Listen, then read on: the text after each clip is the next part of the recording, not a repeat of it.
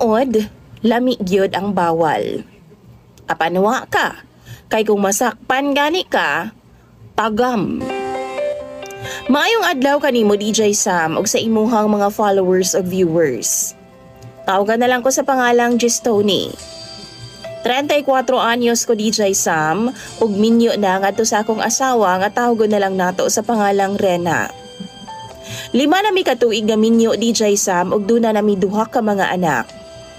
Naa nami manukan o patuhan, mao na ang among business. Akong asawa nagtrabaho pod sa munisipyo.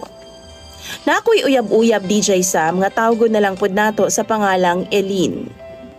Kini si Elin na DJ Sam, suki ni namo kay pirmi man ni siya magpalit sa amo ag manok.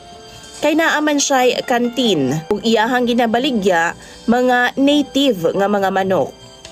Sa sige na mo kita-kita DJ Sam na develop gyud ming duha. Byuda ni siya DJ Sam.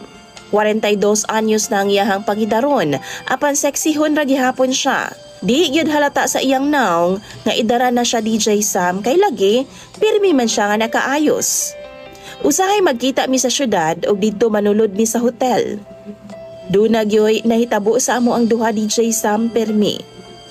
Daghan na kaayo ka beses ug kampante kaayo ko kay wa man mi masakpi sa akong asawa.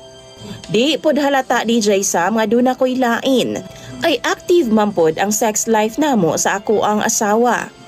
Kada gabi gyud na DJ Sam magbinirahay mi. Wow. Liban na lang kung duna siya'y period. Pag niabot iyang regla DJ Sam, didto ko mubira sa akong uyab nga si Elin. Apan tinuod DJ Sam nga bisan unsaon nimo pagtago sa imong sikreto. Mugawas gyud na pag-abot sa panahon. December 2 DJ Sam last year, Christmas party pa jud sa akong asawa. Dito sa opisina DJ Sam, mao na nanghid siya nga malate daw siyag uli. Kay naa lagi sila'y party. Naa pa daw sila'y exchange gift DJ Sam og paraffol. Maabdan daw siya og alas 12 sa gabi.